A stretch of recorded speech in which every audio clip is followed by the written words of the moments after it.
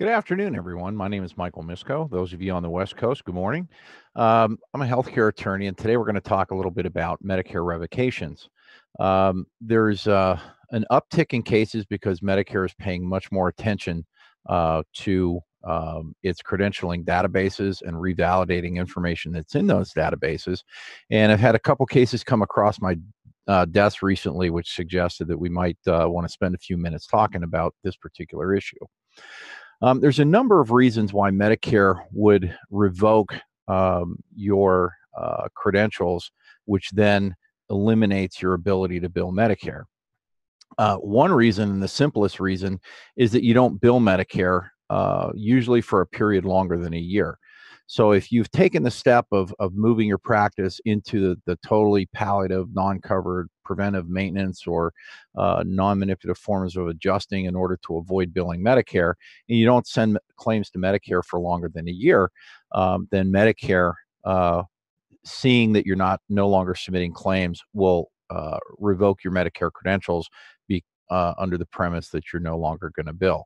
And for those of you that have taken that step, that's fine. That's not a problem, and there's nothing you need to do about it. However, there's a number of onerous reasons for those of you that want to bill Medicare that you can lose your Medicare credentials, and they can have some pretty significant impacts. The first one is what they call failure to report. There are a number of things that you're obligated to report to Medicare should they occur. Misdemeanor convictions relative to criminal convictions relative to any billing or coding or healthcare fraud issue. Certainly any felony conviction whatsoever, whether it's related to Medicare billing or any kind of billing or not. Loss of your licensure, and we'll talk about that one in a little bit more detail because it's a little more common, but not for the reasons that you would think. So any of these things, and I certainly don't have time to go through all of them, but there are mandatory reporting obligations that you have under Medicare. So let's presume let's just suffice it to say that if something bad happens to you relative to your licensure or a DUI conviction or something like that, consult healthcare counsel and validate whether you have an obligation to report or not, because if you do have an obligation to report and you fail to do so, when Medicare eventually figures it out and they do check criminal record databases and things like that, what happens is they retroactively revoke your credentials back to the date that you were obligated to report. And then any billings that you submitted after that automatically become overpayments. So failing to report can lead to a rather enormous post-payment liability. Had a case where a provider did not report and was supposed to. Medicare found out about it 3 years later, and 3 years worth of claims had to be refunded. And of course, there was a challenge. We'll talk about the appeal process for revocations briefly in a minute. But those appeals are very, very difficult to win. Now, we talked about loss of your license, and this happens somewhat innocuously in cases where a provider forgets to submit a renewal. And I had a case recently where the provider delegated that to his staff. The staff forgot to do it. It wasn't onerous. It wasn't like the doctor didn't meet the requirements for licensure. But if you fail to submit, and you submit late, any service you perform during that period where your license is not active is an unlicensed service. And not only are you going to have problems with Medicare, but you're likely going to have problems with the Blues and other commercial payers as well, because they actively look for that. But with respect to Medicare, if you've lost your license, not only do you have an obligation to report that you lost your license for whatever period, but certainly any services that you performed and billed to Medicare that were paid by Medicare, same thing with Medicaid, you have an obligation under the False Claims Act to voluntarily disclose and refund those services within 60 days. Failure to do so could lead to False Claims Act liability, which carries treble damages and punitive sanctions. So be very, very cautious about your license, and whether you have to put an alert on your calendar or some reminder that you never forget to do that, because Medicare issues aside, think about the commercial carrier liability.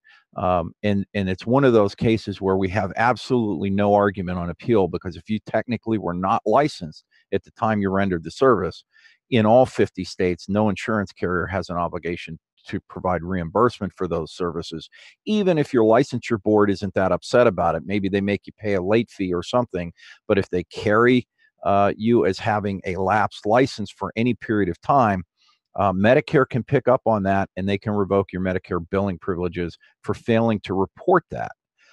Certainly, if you reported it and you corrected it and you disclosed any overpayments and refunded, chances are you would not have your Medicare billing privileges revoked. But the failure to report it is an automatic revocation. The revocation period is 3 years. They impose what's called a re-enrollment bar, and they also put you on a pre-enrollment disallowed database that prohibits you from enrolling in any Medicare Advantage programs. So it's a pretty significant impact over a relatively innocuous event that you relate getting your license renewal in, but any period of unlicensure and failing to report that can lead to a revocation. The final reason that is commonly used for revoking a provider's Medicare billing privileges, and I should point out this is different than an exclusion. An exclusion generally follows a fraud or false claims act case where you get excluded from the Medicare program, and that's a wholly different issue. But revocation is merely they take away your Medicare billing privileges. It doesn't prohibit you from working in an entity that bills Medicare. It just prohibits you personally from billing Medicare for any covered services, and therefore you cannot provide any covered services because the law requires you to bill them, which you no longer can do. So effectively, you're out of the Medicare covered service business. You can continue to provide non-covered services to Medicare patients, and the patients would pay cash, of course, but you can't bill Medicare or Medicaid. Now, the abusive billing privileges can come about by virtue of a post-payment audit from any one of the many alphabet soup of audit contractors. You have your UPICs, your Universal Program Integrity Contractors, ZPICs, Zone Program Integrity Contractors, they're going away, your Benefit Integrity Contractors, and your Medicare Program Safeguard Contractors. So any of those folks can make a referral to CMS and recommend a revocation of your billing privileges for what they call abusive billing practices. For example, if they believe that you're upcoding or billing for a pattern of medically unnecessary services, not to the fraud level, but in the abuse realm, they have the discretion to make a recommendation that your billing privileges be suspended for a period of 3 years. Now, when this happens, the regulations, which are at 42 CFR section 498, I think, the 498.5 to be specific, they establish a process by which you can appeal this. Now, if it's your license was suspended and you didn't report, that is a very tough climb. Because the fact is the fact. You were supposed to report, you didn't report, and short of you being in a coma or something that absolutely prohibited you from submitting a report, there's probably not a possible way that you can show good cause for not filing the mandatory report. If it's abusive billing,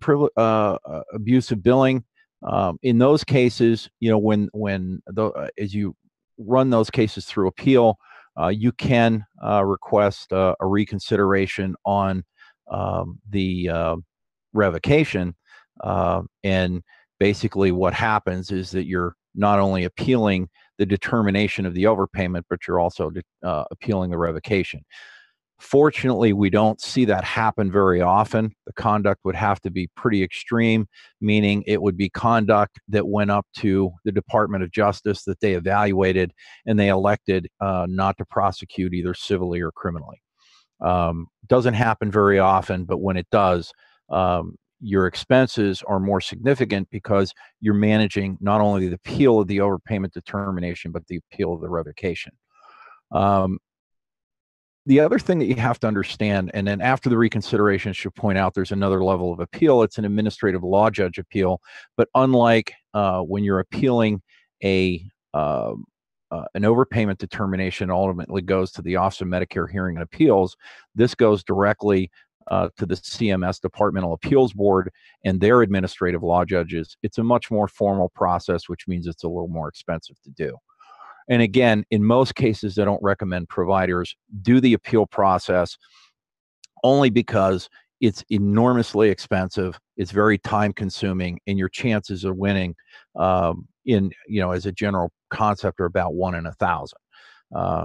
Fact specific, you might have a chance, but you can have counsel look at that. But the revocation authority is pretty solid, and there aren't many reasons why you could justify getting a reversal of a revocation. I did have a case recently where the provider truly wasn't at fault. Someone else billed under his provider number incorrectly. It led to his credentials being revoked. And the interesting thing was that provider retired, let his license lapse, and services were still being billed under his number. So they revoked his billing privileges for billing services when he was unlicensed. The corrective action is that he didn't really do the services. The billings were in error. So his revocation can get reversed as to abuse of billing, but then because he's lost his license, it's going to he's going to end up in a revoked status just for a different reason. So be mindful there. Sometimes the appeal may or may not bear fruit. The last thing I want to talk about is, and we touched on it a little bit, is the voluntary disclosure implications. Anytime that you've billed Medicare and you've received payment and it's later determined that you weren't entitled to that payment, either because you should have reported, you would have been revoked, and therefore you wouldn't have billing privileges, you can accrue significant post-payment or voluntary disclosure liability that if you don't disclose and do the refund, then you can accrue False Claims Act liability. So, your takeaway is when something even potentially bad happens with respect to your licensure, an audit, whatever, make sure you have your health law counsel evaluate your disclosure liability or reporting liability to Medicare, what the revocation implications are, and then they can properly advise you as whether you should continue to provide covered services to Medicare beneficiaries, or in the likelihood that your credentials are going to be revoked after the fact because you had a late report, evaluate what your disclosure liability is.